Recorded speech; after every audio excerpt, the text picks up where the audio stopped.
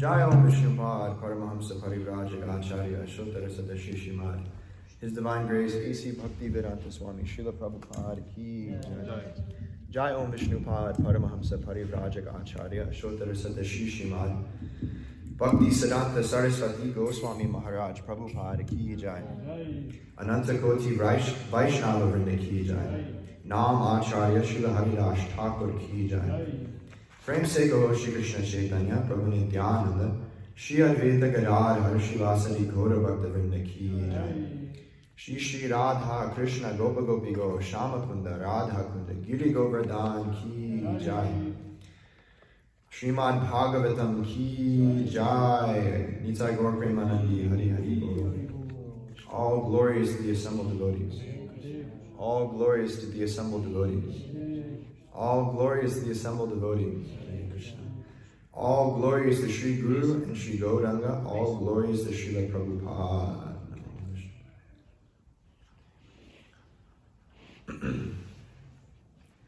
Om Namo Bhagavate Vasudevaya.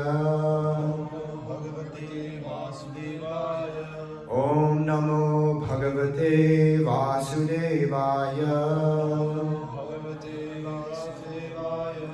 Om Namo Bhagavate Vasudevaya. Om Namo Bhagavate Vasudevaya.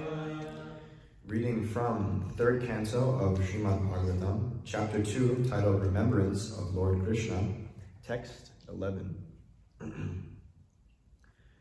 Pradarshya atapta tapasam avitripta Drisham Nrinam Adaya Antaha Adhat Yaha Tu Sva Bimbam Loka Lochanam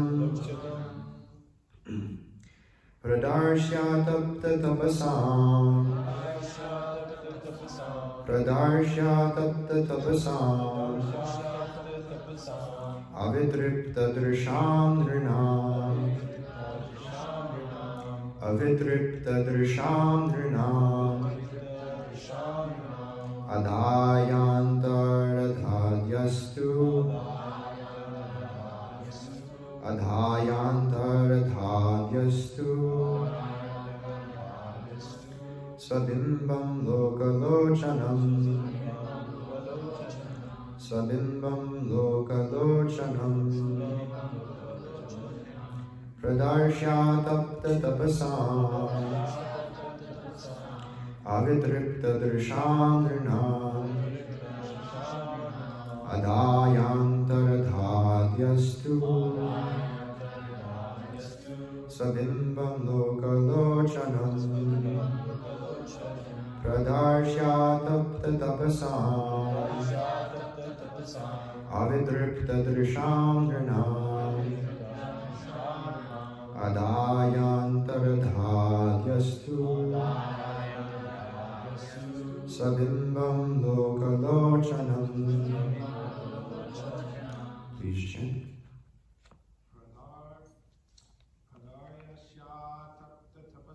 Pradarshya Tapta Tapasam Avitripta Drisham Nrinam Adhayantaradhadyastu Svabimbam Lokalochanam.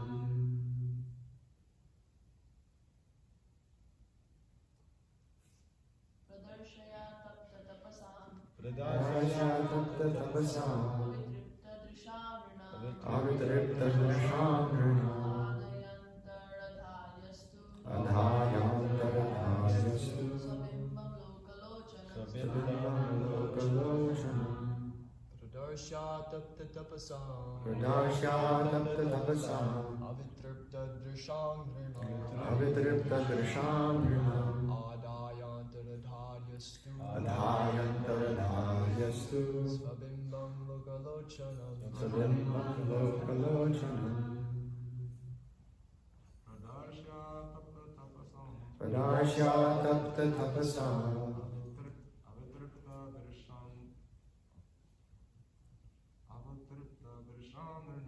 Avitripta Drishamrana Anayantaradhyastu Bimbam Lokalochanam.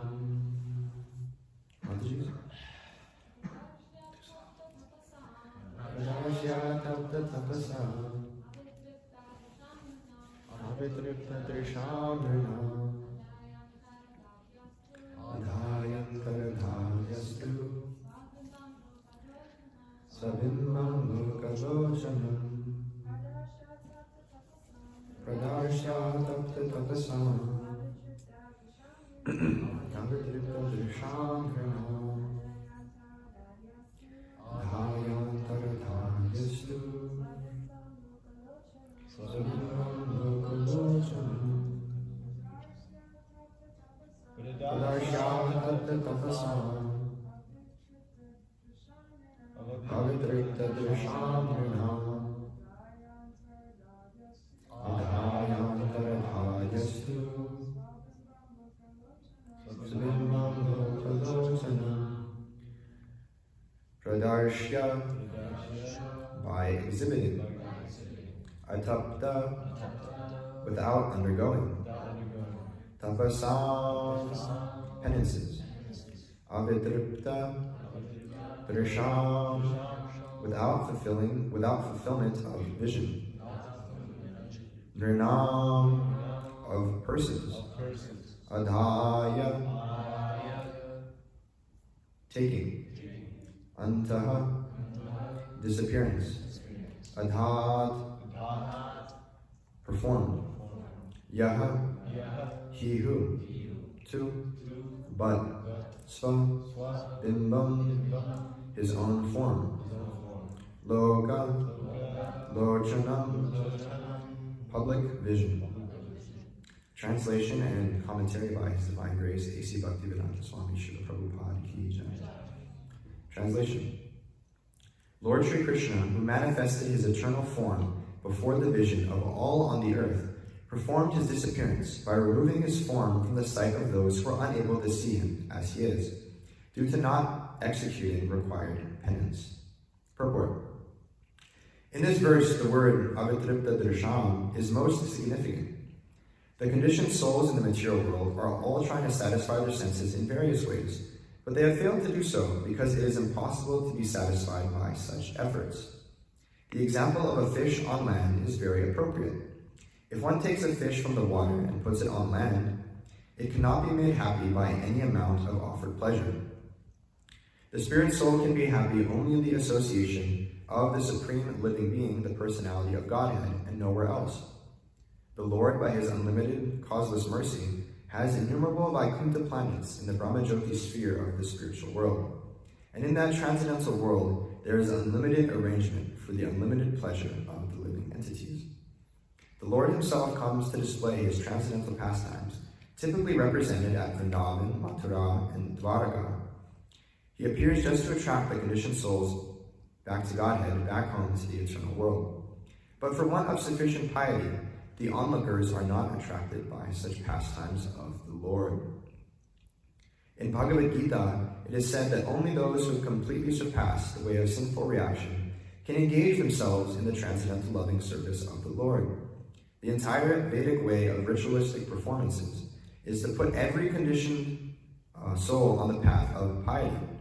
By strict adherence to the prescribed principles for all orders of social life, one can attain the qualities of truthfulness, control of the mind, control of the senses, forbearance, etc., and can be elevated to the plane of rendering pure devotional service to the Lord. Only by such a transcendental vision are one's material hankerings fully satisfied.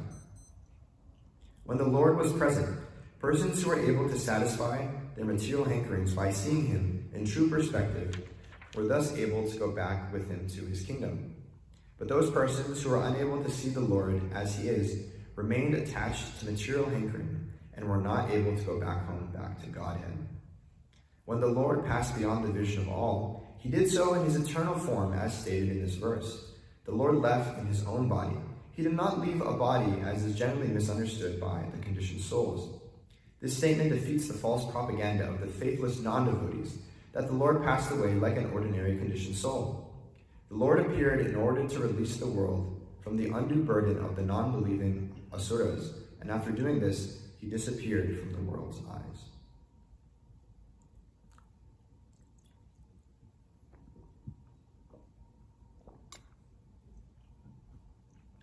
Om Jnana Timirandasya Jnanam Jana Shalakaya Chakshurum Militam Yena Tasmai Shri Guruve Namaha Shri Chaitanya Mano Vishtam Stapitam Yena Bhutale Swayam Rupa Kadamaiham Dadati Svapadantikam Vandeham Shri Guru Shritaf Parakamalam Shri Gurun Vaishnavamscha Shri Rupam Sagrajatam Sahagana Raghunatam Vitam Tam Sajivam Sarvetam Savadutam Parijana Sahitam Krishna Chaitanya Devam Shri Radha Krishna Padan Sahagana Lalita Shri Vishakam Vitamscha He Krishna Karuna Sindhu Dinabandhu Jagatpate Gopesha Gopika Kanta Radha Kanta Namostute Tapta Kanchana Gaurangi Radhe Vrindavaneshwari Vrishabhanu Sute Devi Pranamami Hari Priye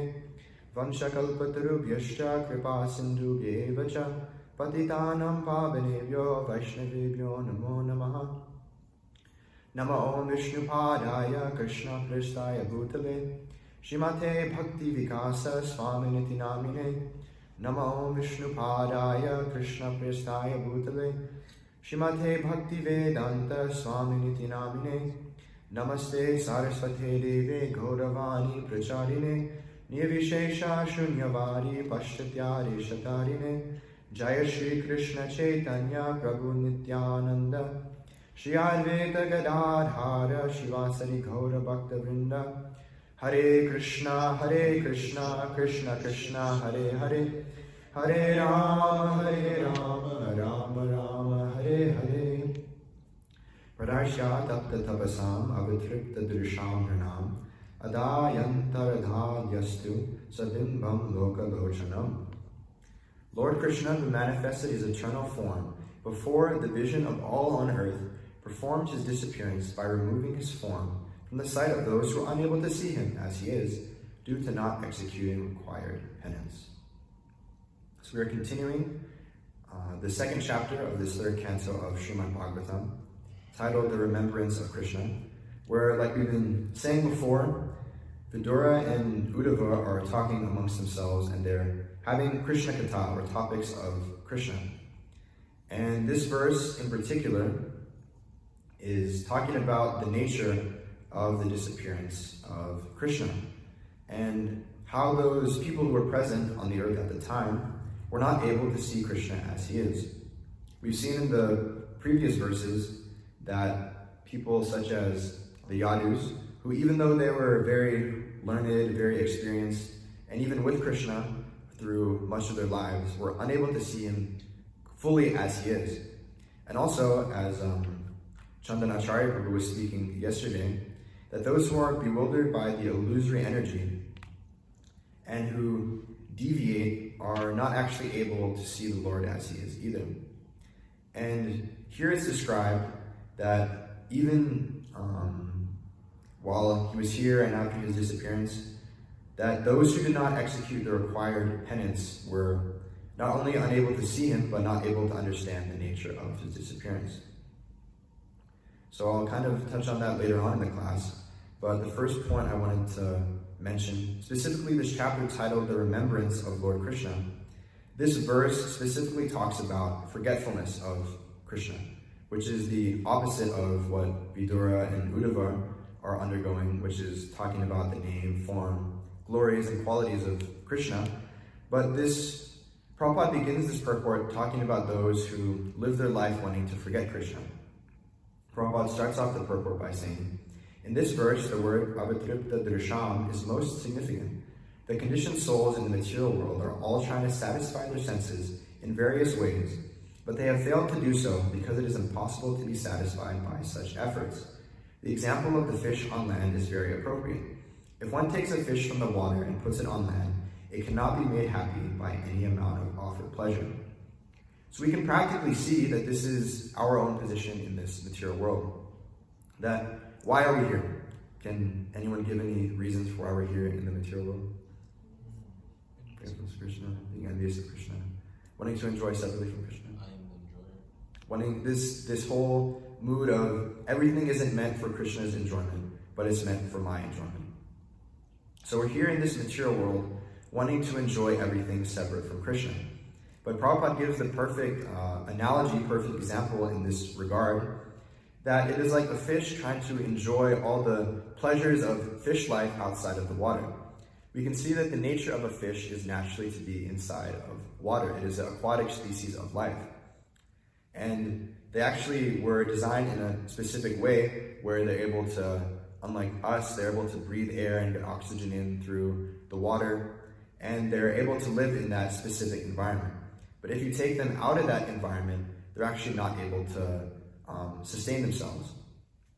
I know we hear in school of the evolutionary theory where they say that, one time there was some fish and it had slightly different flippers, and then it crawled out onto the land, and somehow or other, by some completely random mutation, it was able to survive. And then since those ones survived, then they propagated their kin, which also had slightly more developed ones, and those turned into like lizards and iguanas, and then somehow that turned into like birds and tigers and all the other mammals that we see. So, but we can practically see that this whole theory in and of itself doesn't make any sense. Because if you take any fish at all and take it out of the water, it is unable to sustain itself. Even if, like Prabhupada says here, it cannot be made happy by any amount of offered pleasure. So you can give the fish anything it can possibly want, anything it can possibly desire, outside of its natural position. And you can see it will not be happy because it'll simply be in a suffering condition of life. For one who's suffering, for one who might be sick, for one who's going through a lot of things in life, you can offer them things that they might previously thought were very opulent, very attractive, but they won't be attracted to those things because of the condition of life that they're in. So similarly, you can give the fish any amount of, I don't know what fish eat, like plankton and other smaller fish, and maybe those that are vegetarian eat some kind of algae that are floating. So you can give the fish any type of food stuff that it might desire. If you want, you can even offer it nice prasadam. You can give it many fish of the opposite sex to enjoy with. You can give it unlimited facilities to live and to roam around and to situate themselves in their new environment. But you can see that they'll simply be lacking for air because they're unable to breathe in that environment. So similarly, us in the material world, we're going through so many different possible ways of enjoyment. And we're trying this thing, okay, that didn't work, let me try this, let me try that. But what we don't realize is that we're simply chewing the chewed. That we have been in this material world since time immemorial. We have been in the position of Lord Brahma, in the position of Lord Indra, we've been in the heavenly planets. We've probably been in all the 8,400,000 species of life. We've gone to the hellish planets. We've underwent any sort of fraction of enjoyment that's available in any of these species of life.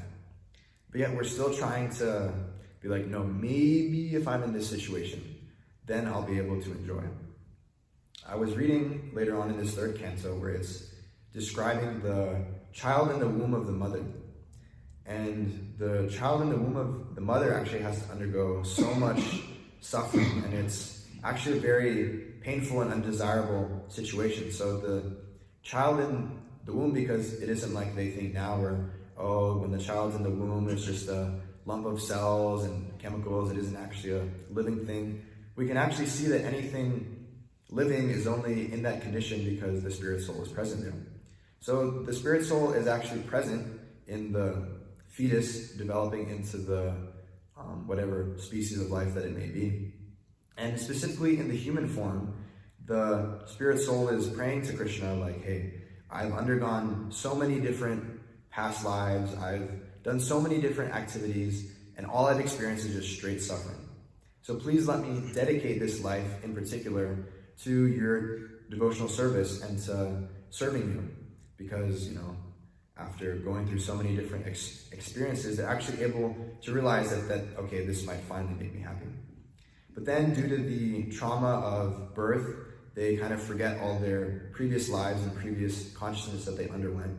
And basically, as soon as you're born, you can practically see that the parents of the child, they go to the kid, oh, look at my son, he's so beautiful. They give him a name, they give him a blanket, they cuddle him, and they take care of him. And he thinks, you know what, maybe this one won't be so bad.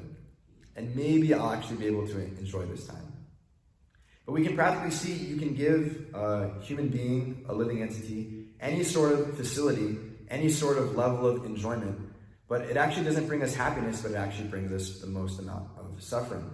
We can see in the material world, generally the most famous people, or the people with the most amount of wealth, the people with the most amount of opulence, the people who have the most relationship with the opposite sex, they actually have some of the highest rates of depression, anger, drug addiction, suicide.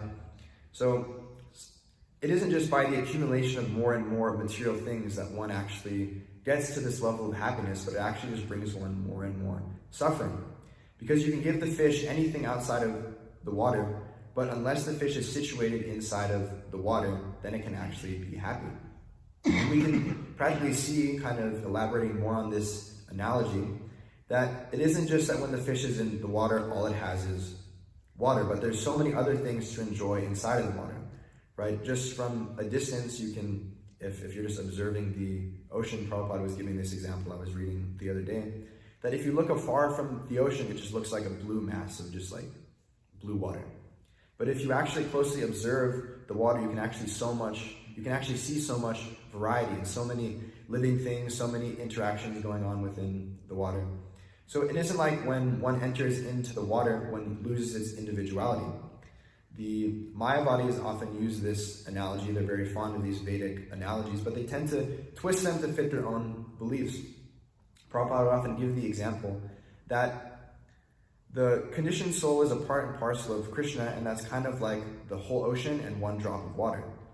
That both the drop of water and the whole ocean, they're both H2O, they're both water, they're both salty in quality, and they're both wet by nature.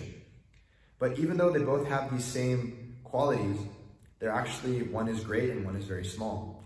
So the Mayavadis use this similar analogy, and they say, oh yes, and they're basically the same, and when the water goes into the ocean, then it becomes one with the ocean. But Prabhupada would often use the example that the devotee doesn't simply want to become another drop of water or one with the ocean, but he wants to become an aquatic living in the ocean. Because there's so much variety, and there's actually so much enjoyment on the spiritual level to be had if simply we get out of the dry desert and the unnatural situation of material life and simply enter ourselves within spiritual life and enter into the spiritual world, as Prabhupada nicely describes here, that the Lord, by his unlimited causeless mercy, has innumerable Vaikuntha planets in the Brahmajoki sphere of the spiritual world. And in that transcendental world, there is unlimited arrangement for the unlimited pleasure of the living entities. So simply if we give up this idea and stop trying to forget Krishna, we will actually be able to get the highest level of Satchit Ananda, eternal knowledge and bliss, just simply by acting and following in the pastimes of Uddhava and Vidura, by actually remembering Krishna. And we can practically see here that there is a certain quality and a certain nature of those who relish the name, form, and qualities and pastimes of Krishna. And they don't have the same situation as those of us just simply going through the material world. There's this nice verse in the Brahma Samhita, which me and Tapas Prabhu have been going through. He already has the whole thing memorized. He's just kind of helping me out. But the 38th verse of this Brahma Samhita is Premanjana Charitada Bhakti Vilochanena Santa Sadhaya Hridayesh Vilokayanti Yam Shama Sundarama Chintya Gunasvarupam Govindam Adi Purusham Tamaham Bhajan. That I worship Govinda, the primeval Lord, who is Shama Sundar, Krishna himself, with inconceivable, innumerable attributes, whom the pure devotees see in their heart of hearts, with the eye of devotion tinged with the salve of love. So you can see here in this translation that Prabhupada it's being described that even though Krishna was present here, that those without the sight were unable to see him. And it's practically seen here that the devotees, even though Krishna might not be directly present before them like he was during the time described here, but the pure devotee actually always see Krishna within his heart of hearts. And their eyes are tinged with the salve of love, that actually they're able to see Krishna everywhere and in everything. Right? It's described in the Bhagavad Gita that even when they're drinking water, they can think the taste of this water is Krishna. And this is actually the nature and the quality of one who is the spiritual master. Right? We chant every single day, Shri Radhika Madhavayora Pada, Madhurya Lila Guna Rupa Namnam, Pratikshana Svadhana Lolupasya, Vande Guru Shri Charanarvindam. And the exact translation of this is, the spiritual master is always eager to hear and chant about the unlimited conjugal pastimes of Radhika and Madhava and their qualities, names, and forms. The spiritual master aspires to relish these at every moment. I offer my respectful obeisances unto the lotus feet of such a spiritual master. So we can see that people like Vidura and Uddhava, and those who are following in the footsteps of them, are actually eligible to be a spiritual master, because they're always relishing the name, form, qualities, pastimes of Krishna, not only themselves, but they're wanting to give it and share it with everybody. Because they understand that this way people will actually get these eyes tinged with the salve of love and actually be able to see Krishna everywhere in their heart of hearts. So this is what is being described here in the purport by Srila Prabhupada. And where is this? Prabhupada says later on here that in Bhagavad Gita it is said that only those who have completely surpassed the way of sinful reaction can engage themselves in the transcendental loving service of the Lord. The entire Vedic way of ritualistic performance is to put every conditioned soul on the path of piety by strict adherence to the prescribed principles for all orders of social life.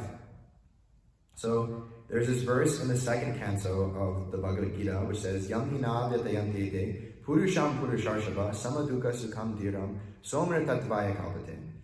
That when one is actually free from the dualities of this happiness and distress of the material world, one is actually eligible for liberation. One is actually able to engage in the transcendental loving service of the Lord.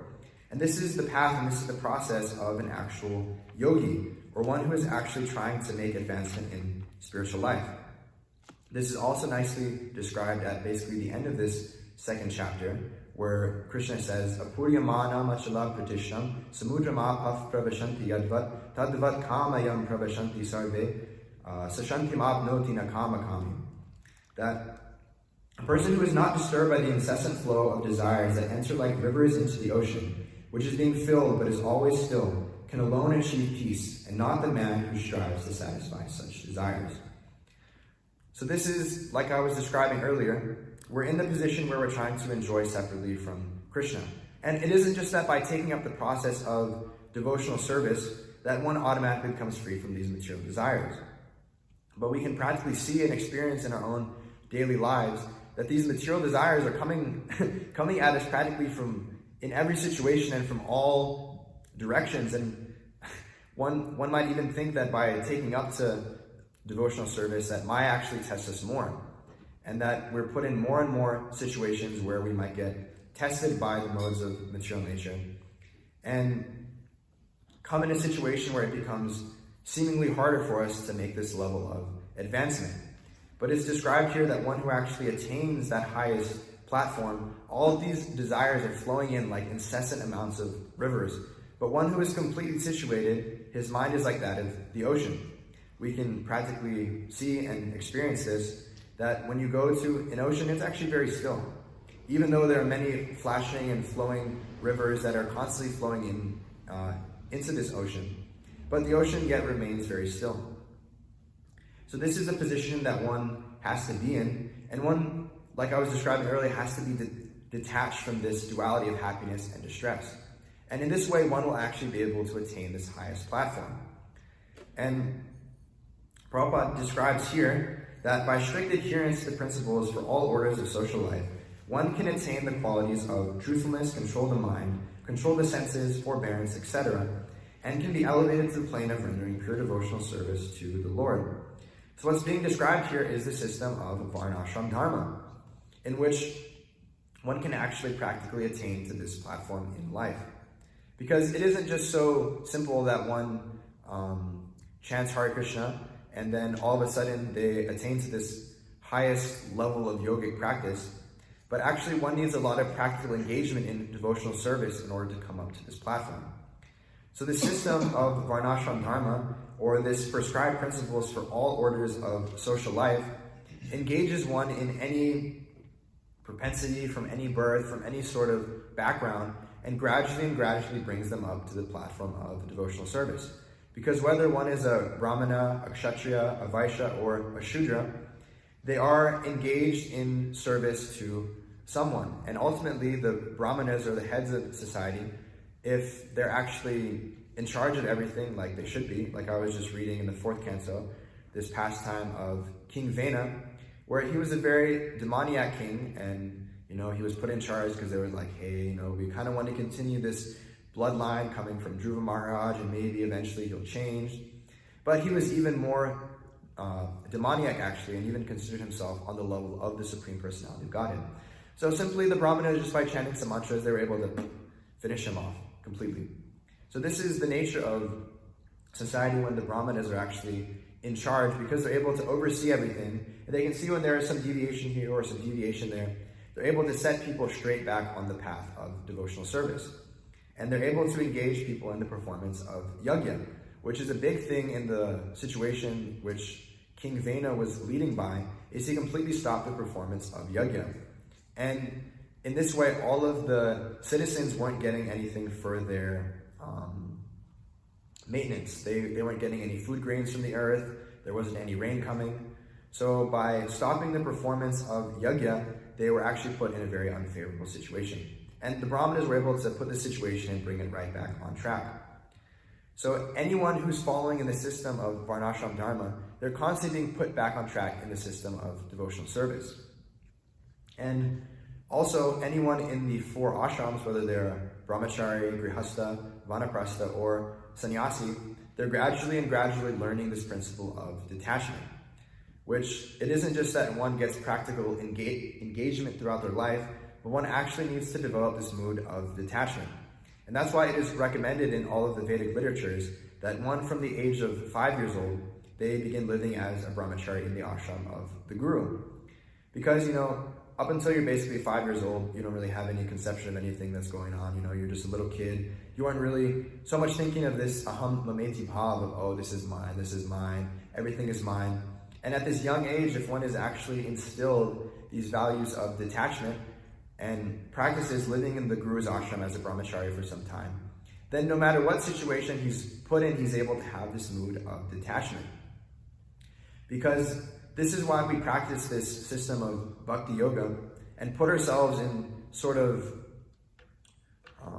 unnatural situations of detachment and voluntarily put ourselves in these austere situations, like waking up very early, chanting our rounds early in the morning, engaging in sometimes very difficult aspects of devotional service. Like, I know a lot of our devotees, I don't really go out so much because I'm not really qualified enough, but so many of our devotees, like every single day, Bhakta Mason, Jitagirish Prabhu, Tapas Prabhu, and Abhimanyu Sutta Prabhu, they're going out every single day, and especially now, it's hot outside. Some days it's pouring rain. You meet, very undesirable characters sometimes, especially at the airport, who sometimes try and prevent people from taking books or get very envious. And we put ourselves voluntarily in so many of these austere situations because naturally in life we're going to be put through so many different situations in which, if we don't have a strong basis in this practice of brahmacharya or brahmacharini, where we learn this level of detachment, if we get put in that sort of situation just through life, and we can practically see that so many situations come about where if we don't have this mood of detachment, it can actually deviate us from the process of devotional service. But if one's mind is very strict and one's mind is very focused on this mood of detachment, then no matter what situation comes up, no matter what desires are flowing in like constant flow of rivers, they're actually able to remain still, and they're actually able to remain fixed in their devotional service. And that's what the system of Varnashram Dharma teaches. And constantly going through this system, one is actually able to come to this highest level of realization. So this, also in this verse, it is described that when the Lord passed beyond the vision of all, he did so in his eternal form, as stated in this verse. The Lord left in his own body. He did not leave his body as generally misunderstood by the conditioned souls. This statement defeats the false propaganda of the faithless non-devotees that the Lord passed away like an ordinary conditioned soul.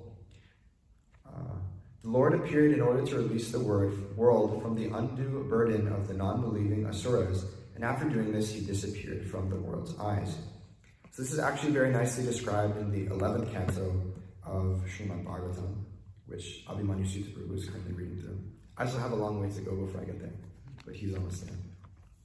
So if you can go to 11th canto, chapter 30, starting from verse 28, I'm just going to read through the translations. So you can go to the index, probably. Chapter 30, 11:30. Starting at 28. Starting at 28. Yeah, there we go. All right. The Lord was exhibiting brilliantly, his brilliantly effulgent four-armed form, the radiance of which, just like a smokeless fire, dissipated the darkness in all directions. His complexion was the color of a dark blue cloud, and his effulgence was the color of molten gold. And his all-auspicious form bore the mark of Srivatsa. A beautiful smile graced his lotus face. Locks of dark blue hair adorned his head. His lotus eyes were very attractive, and his shark-shaped earrings glittered. He wore a pair of silken garments, in ornamental belt, the sacred thread, bracelets, and arm ornaments, along with a helmet, the Kushaba jewel, necklaces, anklets, and other royal emblems. Encircling his body were flower garlands and his personal weapons in their embodied forms.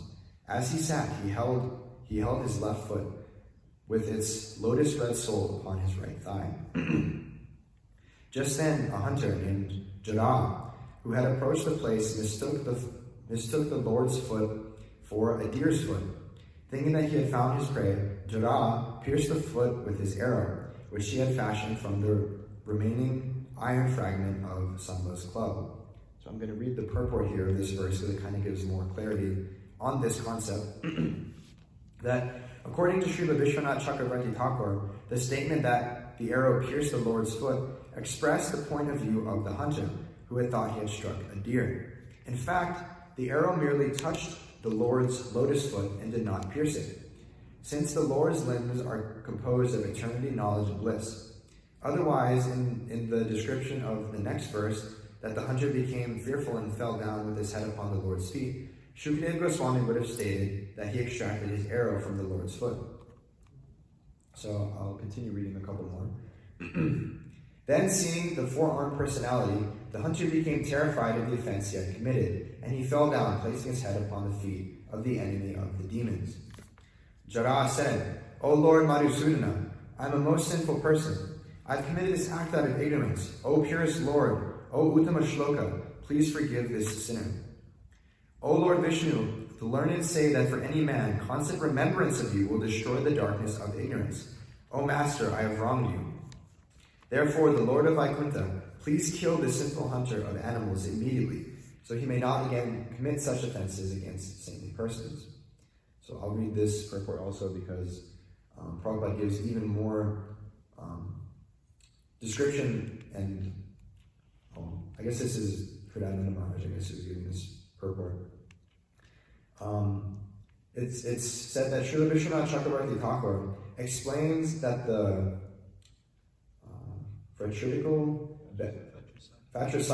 battle of the Yadu dynasty and the hunter's attack upon Lord Krishna are clearly activities of the Lord's internal potency for the purpose of fulfilling the Lord's pastimes. According to the evidence, the quarrel amongst the members of the Yadu dynasty occurred at sunset. Then the Lord sat down on the bank of the Saraswati river. It is stated that the hunter then arrived with the intention of killing a deer, but it is highly unlikely when more than 560 million warriors had just been killed in a great uproarious battle that the place had been flooded with blood and strewn with corpses, that a simple hunter would somehow come along and trying to kill a deer.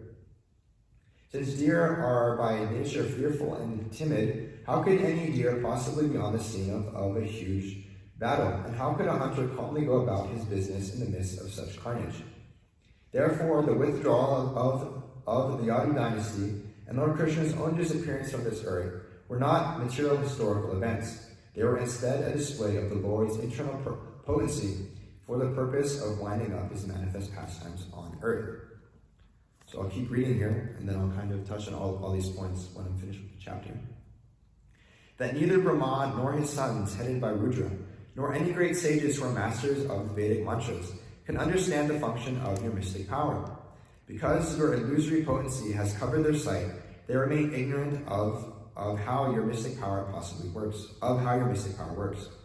Therefore, what can I say of such a low-born person possibly say? The Supreme Personality of Godhead said, "My dear Jara, do not fear. Please get up. What has been done is actually my own desire. With permission, now go to the abode of the pious, the spiritual world." So instructed by the Supreme Lord, who assumes his transcendental body by his own will, the hunter circumambulated the Lord 3 times and bowed down to him. Then the hunter departed in an airplane that had appeared just to carry him to the spiritual sky.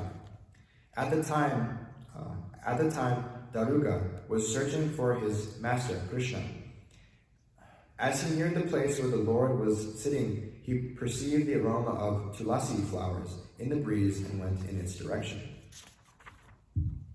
Upon seeing Lord Krishna resting at the foot of a banyan tree, surrounded by his shining weapons, Daruga could not control the affection he felt in his heart. His eyes filled with tears as he rushed down from the chariot and fell at the Lord's feet. Daruga said, just as on a moonless night, people are merged into darkness and cannot find their way.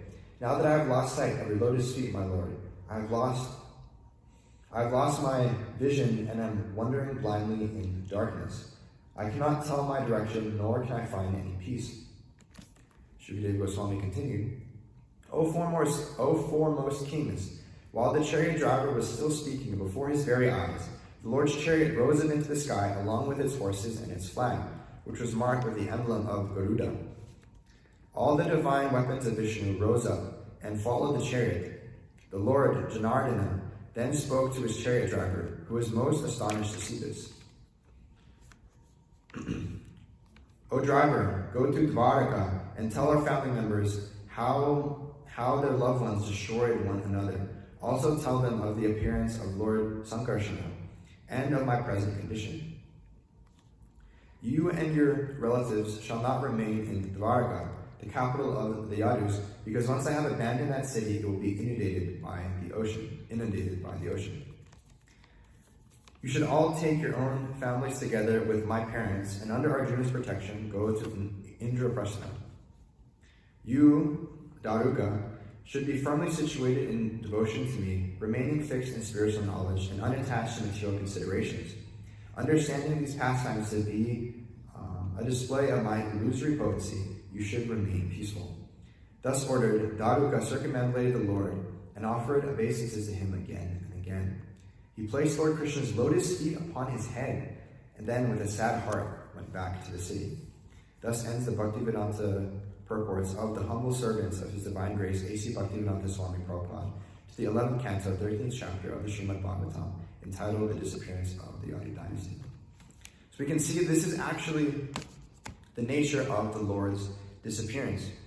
Prabhupada describes here that so many people misunderstood this, so many conditioned souls and faithless non-devotees propagate that, Krishna in his previous life as Lord Ram committed different sinful activities and therefore he had to be killed by the hunter.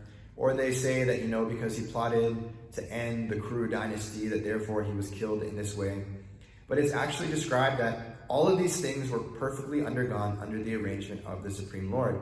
And it wasn't either that the hunter shot the Lord in the foot, but rather it was just placed to the side of his foot and touched the Lord's lotus feet. And the Lord wanted his disappearance to enact in this way. And actually, he arranged this situation for this hunter even to go back home, back to Godhead, to the Vaikuntha planets. So it isn't simply that the Lord passed away like an ordinary conditioned soul and his body was left in the material world like we see with all other material living entities. But it's actually the situation that the Lord left with his self-same body, because the Lord and his body are not different. So this is the actual understanding that one can get for the disappearance of the Lord from our material vision. And we can actually see that it isn't just that when the Lord disappeared in this situation that he's no longer manifest. We can see that the Lord himself incarnates in this Kali Yuga. One, he comes as Sri Chaitanya Mahaprabhu to propagate this Sankirtan movement. He also comes as his holy name, which is not different from the Lord himself.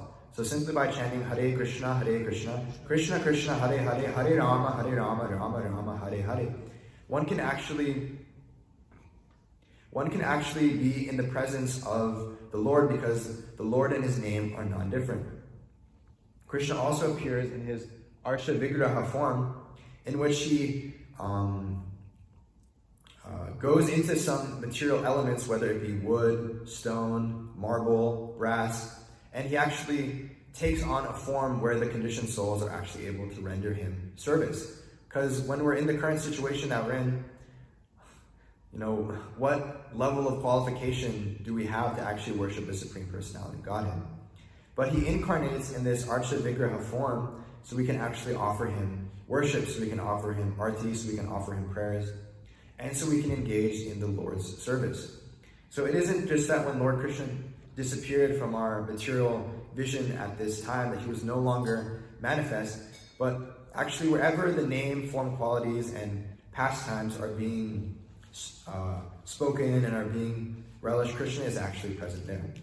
So this is why we have things like Srimad Bhagavatam class every day. This is why Srila Prabhupada had us chant the holy name every single day, minimum 16 rounds. Previously devotees chanted 32 rounds, 64 rounds. We hear Haridas Thakur chanting 1 lakh names every single day. But we at least have to chant minimum 16 rounds. And Prabhupada also instructed us in the process of this deity worship, where we're able to actually, through these different processes, which Prabhupada and the previous acharyas have given us, we're actually able to serve the Supreme Lord in his forms that are manifest in this Kali Yuga. So I'll make my last point here because I'm running a little over. But one of the most important points that is made in this translation and Prabhupada makes in this purport is that people were unable to see him due to not executing the required penance. So this is a very important point, that this human form of life is actually meant for tapasya. It is meant for austerity. Can anyone give or mention any common austerities that are performed in just by yogis or just in the material world in general? Anything? Any sort of austerity? Stay on 1 foot. Yeah, people stand on 1 foot. Anything else? Yeah, they might regulate the breathing.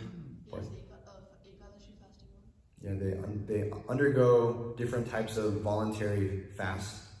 Vrindavan, they do these parikama, Dandavat parikama. So many different austerities. Anything else? Brahmacharya. Yeah. So we can practically see that in the human form of life, so many austerities are performed. And we can see previously in different ages, the mystic yogis, they were taught to undergo so many different penances and so many different forms of austerity. Just reading through the Srimad Bhagavatam, we can see that in order to I guess one example that's fresh in my mind, because I just read through it, was his pastime of Dhruva Maharaj, where he was instructed by Narad Muni to undergo different types of strict penances. I can't remember it exactly, but Narada Muni gave him an exact process to follow. That first you just subsist on like roots and twigs and leaves, then you simply subsist off of water, then you simply subsist off of air, then finally you can even go without breathing, or breathing I think it was like once a week or something. So we can see that this high level of austerity was recommended for people back in Satya Yuga and back a long time ago. And by this process of austerity, one was actually able to get vision of the Supreme Lord, right? We can practically see that Dhruva Maharaj, after following the instructions of his spiritual master, Narad Muni, the Lord actually appeared presently before him. But in this Kali Yuga, we don't have this same Shakti that people had previously, and we don't live as long of lives, and it's generally not recommended for us to perform such severe austerities. Why? Because it's not practical, right? In devotional service, we have to be very, very practical. Practicality is one of the qualities of one who's trying to engage in devotional service, because it actually allows us to engage in the recommended process. So what is actually the highest level of austerity? We can actually see in this Kali Yuga, the austerity that's recommended is Sankirtan Yagya. And actually, to one extent, this Sankirtan Yagya might be more austere than that even engaged of the yogis millions and millions of years ago. Because previously it was recommended that, okay, you get to a older age in life and you go to the forest, you kind of go away from all material situations, and you completely focus and engage yourself in penance. But we can see that the performance of this Sankirtan Yagya requires us to confront Maya face to face every single day. We have to go face to face with Maya on the streets, in Walmart parking lots, airports, Comic-Cons, and Maya's giving us this out and this option every single day. And we have to confront Maya every single day and say, no, I will surrender to Krishna. I won't succumb to the different desires that I'm being faced with here. And every single time, every single day that we have to go out and we have to confront Maya face to face, we're constantly reestablishing our firm faith in the process of devotional service. And we can see that the mystic yogis previously, they didn't have to undergo this. That they would basically they would go to a cave, they would go to a solitary place with just their deerskin mat, their kamandalu, their danda, and they were able to engage in penances this way. But we have been given this process of Sankirtan Yagya, by which we are able to quickly become purified and confront Maya face to face every single day. So by performing this austerity, we're actually able to see the Lord as He is. And it isn't like, it isn't like some mathematical formula that, okay, I'll perform X amount of austerities and then the Lord will have to present Himself before me. But when one is sincere in performing his austerities and one tries to sincerely follow his instruction of his spiritual master, then he'll be able to see the Lord face to face. So this is the process of yagya, the process of austerity that is recommended.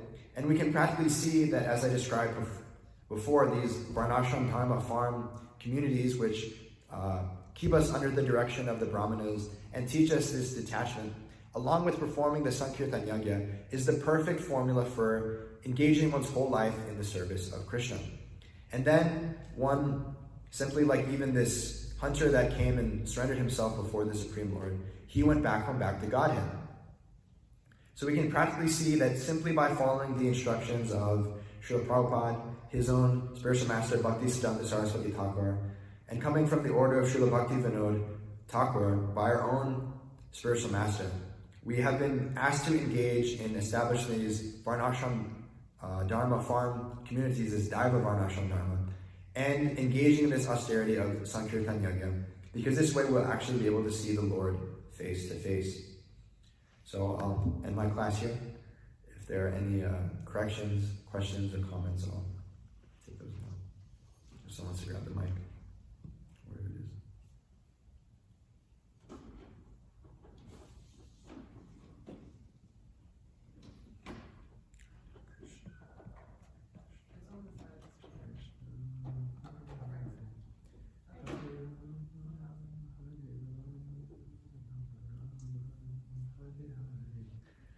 Krishna, Hare Krishna, Krishna Krishna, Hare Hare, Hare Rama, Hare Rama, Hare Hare. Jigrish.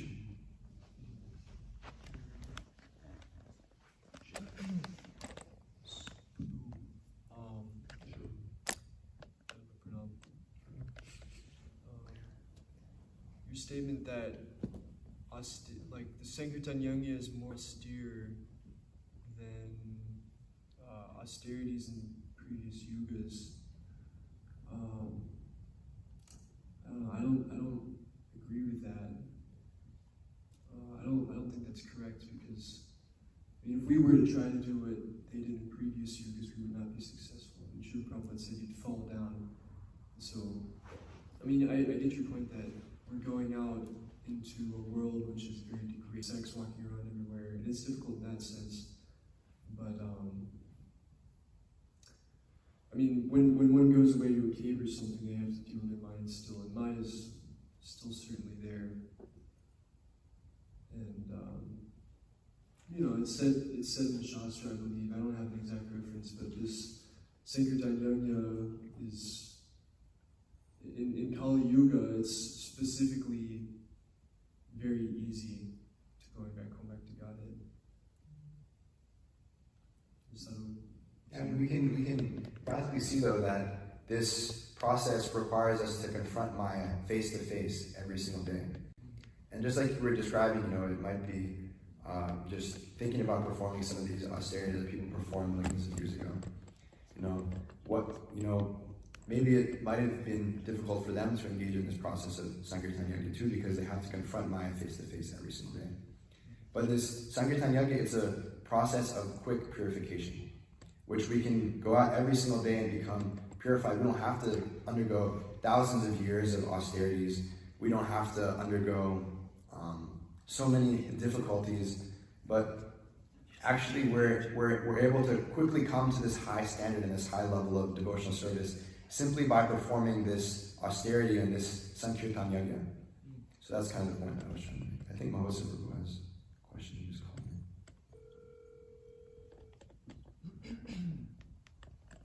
Please leave your message for 73. I guess I'll just... Oh, he's on the phone. Hare Krishna. Pranam. Hare Krishna. Yes, Prabhu? Yeah, okay, Prabhu. So, one thing there, once the Prabhupada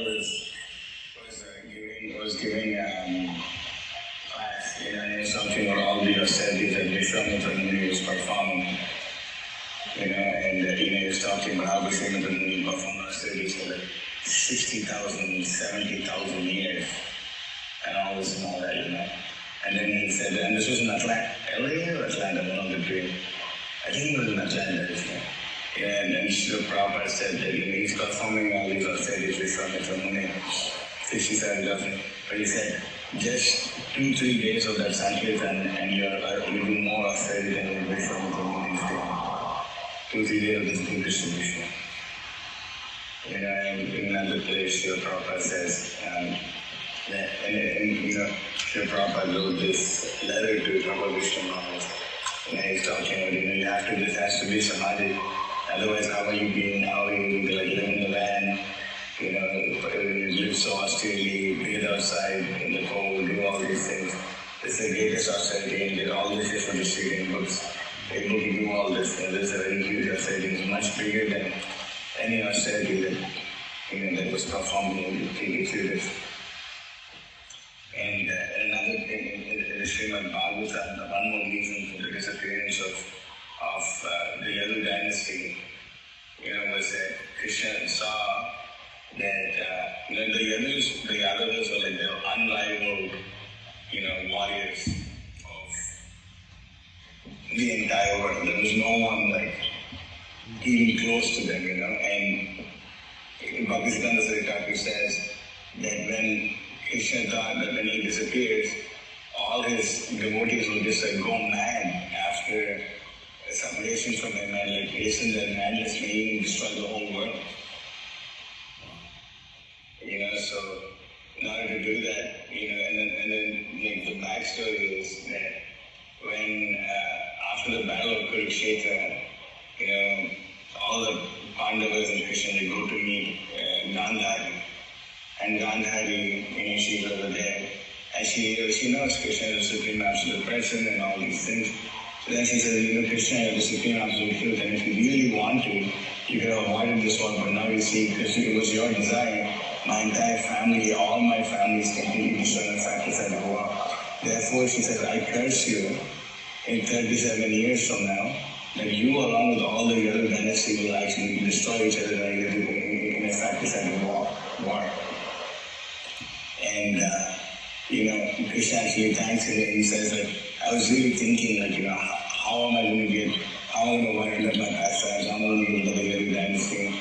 Therefore, I thank you. I thank you for doing this as a service to me. That was it. Fine.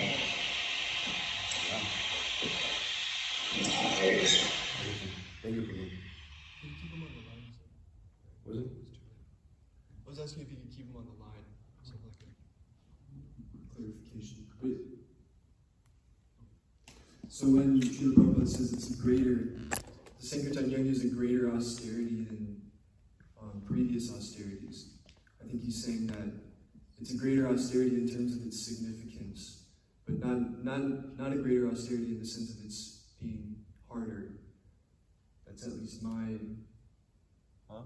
Well, I didn't know what you said. Srila Prabhupada says the Sankirtan Yajna is a greater austerity than the austerities performed in past yugas.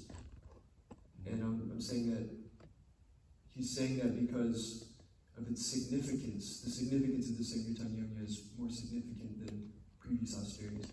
But as far as what's more difficult, it's a lot more difficult in terms of what an austerity is. Right?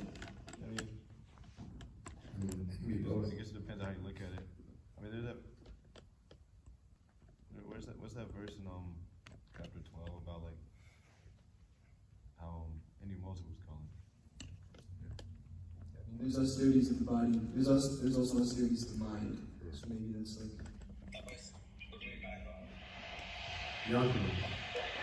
Okay, so what's Giri saying? That what's he saying?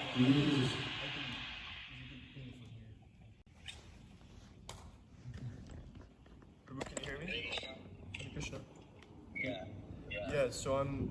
As far as Srila Prabhupada saying the Sankirtan Yajna is a greater austerity than austerities performed in previous yugas, my thoughts on this, and I guess I need some clarifications, that he's saying the Sankirtan Yajna is a greater austerity in terms of the significance of the austerity rather than the difficulty of the austerity. Because at least from my mundane vision, it seems like the difficulties in austerities in previous yugas are far more difficult than the gross austerities. You have to understand that performing the Sankirtan Yajna and doing all this is a big toll on the mind, actually. It's a big toll on the mind.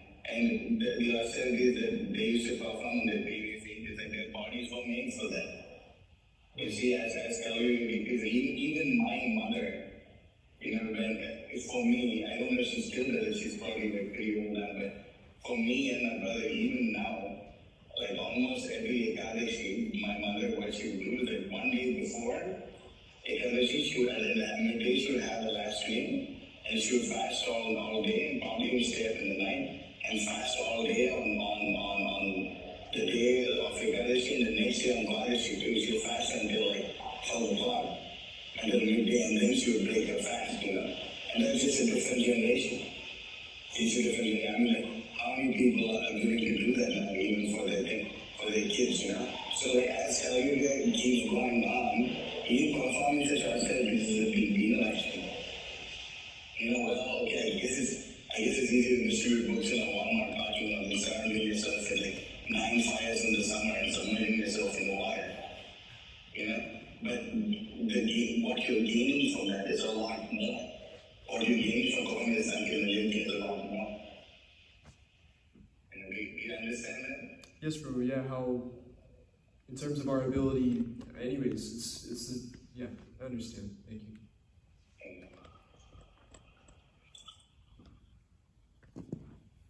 Thank you for the clarification. Come on, Prabhu.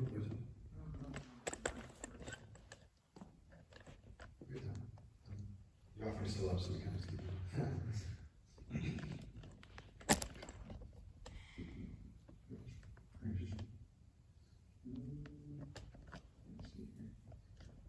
I had a question, but just, I guess, comment on that. But I guess just kind of thinking about that. I mean, obviously, like, once I was making that point, I think it's kind of like evident, like everybody, it's like easier to like, go out and like chant Hare Krishna and distribute books than to like hold your breath and stand on one foot for like 6 months and just eat like berries or whatever. It's like Guru Maharaj did all those austerities or get in freezing cold water. And yeah, but the thing is that like, and most of was kind of making that point, like it is like, you can't say it's like more difficult materially, but then there's so much more benefit from engaging in the Sankirtan Yoga. And then there's also like verses that like substantiate that. And there's so many, I don't remember the Sanskrit, but it's like, what's obtained in, what is that, and Satya Yuga and Dwapara Yuga and Treta Yuga can simply be obtained in Kali Yuga by chanting Hare Krishna. So anyways, from our perspective, we follow what Shastra says and what the Acharyas say. So whether that's easy or difficult or whatever, that's what we do, because that's the process that Krishna set out. Yeah, I mean, and we can practically see that, Dhruva Maharaj, he performed all these austerities at, 5 years old? Yeah. So, and most Prabhu was making this point too, that people back then, their bodies were built for this level of austerity.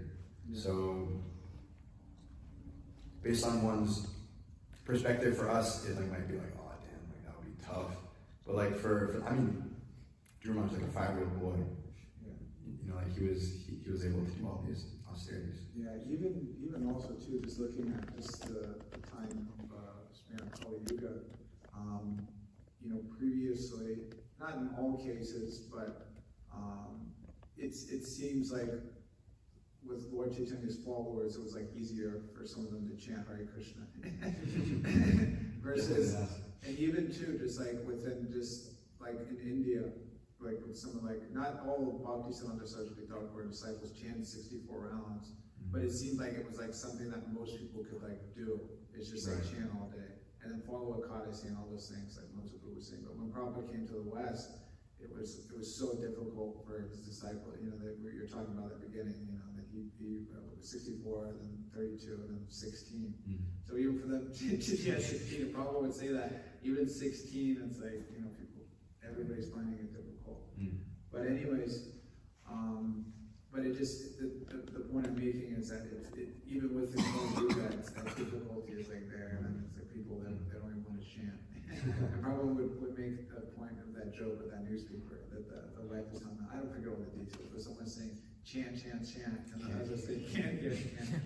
So it's really like in Kali Yuga, it's like the mode of like ignorance and like it's just so prevalent that it's like the greatest treasure is there, but the people just can't take it due to, there's misfortune, there's adverse mundus, the people are lazy, unfortunate. So anyways. You had a question too? Yeah, so my question was, towards the end of the class, we were talking about just like going on in Sankirtan and just pretty much like saying no to Maya every single day. Yeah. And so it kind of got me thinking, so we go out on Sankirtan, I mean, just in general, Krishna consciousness, like constant, like say no to Maya, say yes to Krishna, say no to Maya. So that's there, but then also too, I was thinking, it's in the Bhagavad Gita and things, and also Lord Ramachandra makes that promise that, surrender unto Krishna. We surrender to Krishna, and Krishna takes care of everything.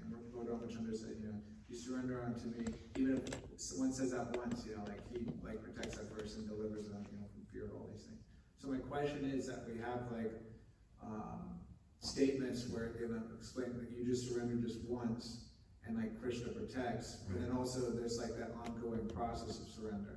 So kind of what's the interplay between those two? Yeah, Prabhupada would comment and make this point too that, someone would ask him, how long does it take to become Krishna conscious? Prabhupada said, 1 second. Because all it takes is for you to fully surrender yourself to Krishna, the Supreme Personality of Godhead.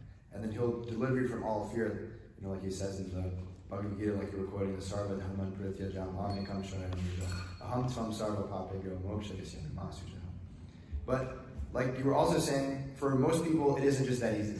That all of a sudden, yep, Krishna, I'm fully surrendered, that's it, you got me, right? But it's this ongoing process of surrender that we have to go through, where we every single day have to come closer and closer to Krishna and more surrendered, because at least speaking for myself, who's trying to engage in devotional service, yet still has so many material desires, I can't say that I'm fully surrendered to Krishna. But I'm going through the process every single day and trying to deal with my own mind and my material desires, and going through this process of the Sankirtan Yoga. You can practically see every single day that you're out on books, you figure out that you aren't the doer. You might think that you're some big shot guy, and you go out there, nobody gives a damn about you. People speak all kinds of horrible things to you. So, but when we actually surrender when we surrender to Krishna, when we're out on book distribution, we can actually see His mercy practically flowing. So it can be as simple as, okay, in 1 second you've surrendered to Krishna, but we can practically see for most of us, it takes a while to get free from our material desires. So that's how I answer that question. Is that okay? Lots of any questions? Okay. Srimad Bhagavatam ki